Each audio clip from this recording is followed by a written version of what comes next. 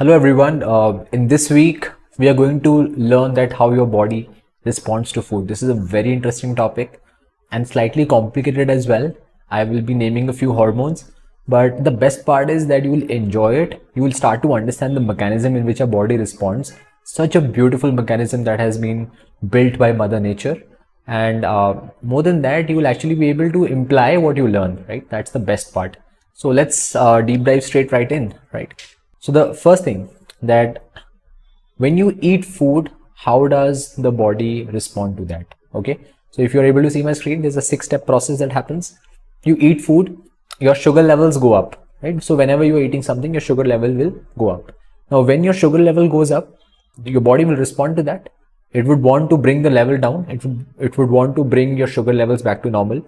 So in response, your pancreas releases insulin.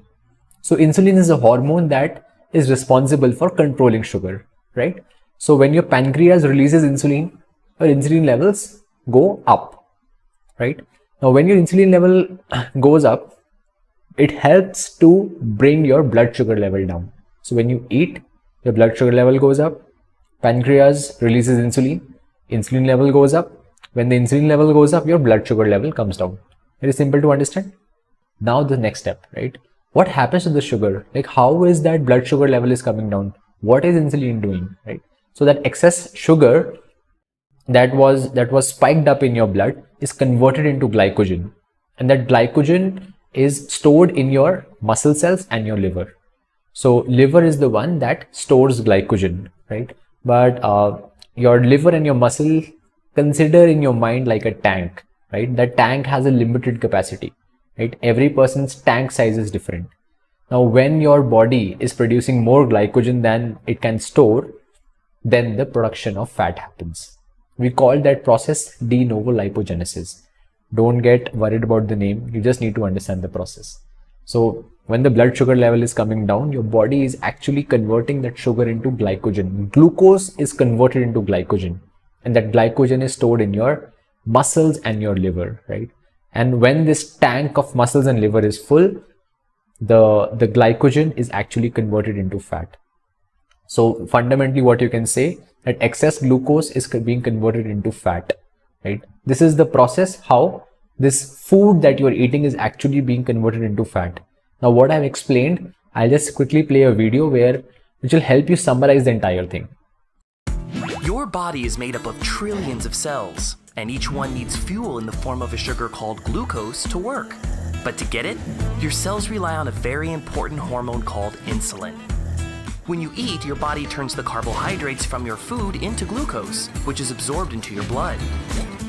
When this happens, your blood sugar, or blood glucose level, goes up. That signals your pancreas to release insulin into your blood. Insulin helps your cells and organs take in the sugar and use it as energy, so your heart can keep pumping and your digestive tract can digest more carbs. As sugar goes into your cells, your blood sugar levels go down. And if there's any sugar left over, insulin gets your liver to store it, so your body can use it later when you're between meals. Usually your pancreas makes as much insulin as it needs automatically. But if your body doesn't make enough insulin, or your cells don't use insulin in the way they should, sugar builds up in your blood. Over time, that can lead to serious health problems. So as you can see, insulin has an important job to do, but you can help. Be sure to get regular checkups, exercise, and eat a healthy diet. Trillions of cells depend on it. So you just saw that how everything boils down to cellular nutrition, right? If you're eating right, trillions of cells are living a healthy life.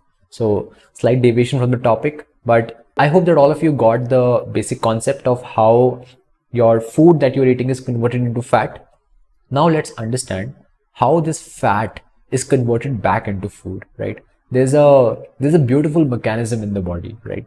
So say for example, you ate in the afternoon, everything happened, right? Your insulin level got up, excess glucose was converted into glycogen, then that glycogen was converted into fat, right? And there would be some amount of glycogen that the liver would have stored, right? Now, several hours after your afternoon meal, right, the sugar level would start dropping, right? So there's a glucose range 80 to 100. Whenever the sugar level starts to fall, the insulin levels also start dropping because the role of insulin is done. Insulin levels rise when your sugar level is also high.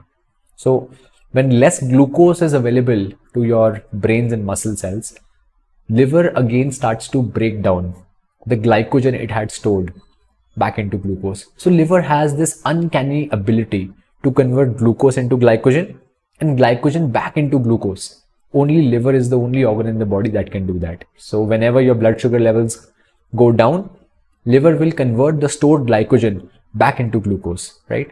But again, liver only has a limited storage. Everyone has a different tank. Liver also is a tank, and as per research, liver can store approximately 50 to 80 grams of sugar depending on person to person. Your blood can store a maximum of 5 to 6 grams of sugar, and muscle cells totally depend on the person's muscle mass. But again, liver also has a limited capacity. So what it will do, once the liver glycogen is used up, then your body will start to make glucose from fat. This is called gluconeogenesis. That means glucose or sugars are being made from your fat. That is when you burn fat. Now, why I explained you this? I explained you this concept because I would want to explain that what amount of insulin or what is the insulin spike in your body when you eat different type of foods.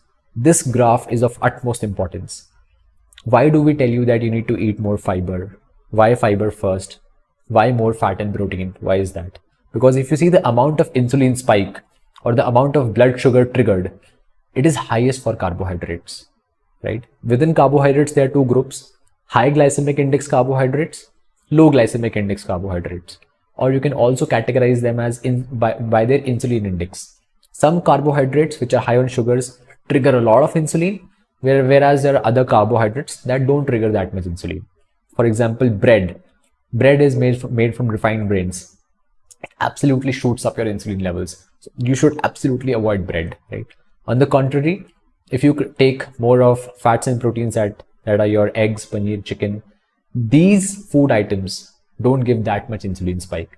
And that is why we tell you to eat these more on the program, because obesity does not happen because you eat a lot, or obesity is not a problem of energy imbalance or calorie imbalance.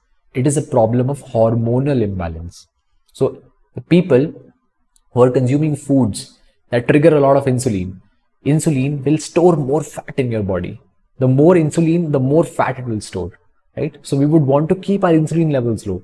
We would want to eat foods that are more satiating, that are fats and proteins, and they lead to less insulin spike. So you eat properly, you eat fully. The idea is not to starve yourself. Don't starve. You eat properly, you eat fully, but eat more fats and proteins and fiber because they lead to less insulin spikes.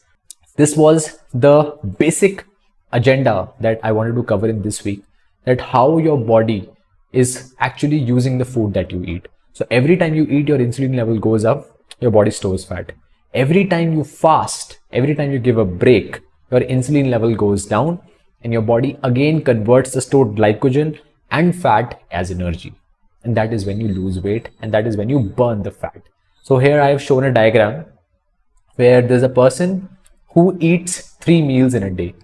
So whenever the person eats, the insulin levels go up. If you see my cursor, breakfast insulin levels go up, lunch insulin levels go up, dinner insulin levels go up, and he sleeps. There's a period of fasting to burn fat. On the contrary, on the side, there's another person who is eating 3 meals and 3 snacks. So who will burn more fat? You know the answer, the person on the left. Because when he's not eating, that means when he's fasting between the meals, his insulin levels are low, right? And he would burn more fat. So when you eat, insulin levels go up and the body starts storing fat.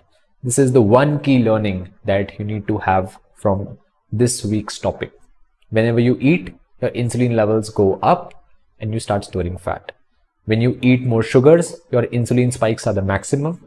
When you eat fats and proteins, your insulin spikes are minimal, right? So this is what I had. Now the next topic that I'm going to cover will be on snacking, right? Very, very interesting. So if you have understood the concept, great.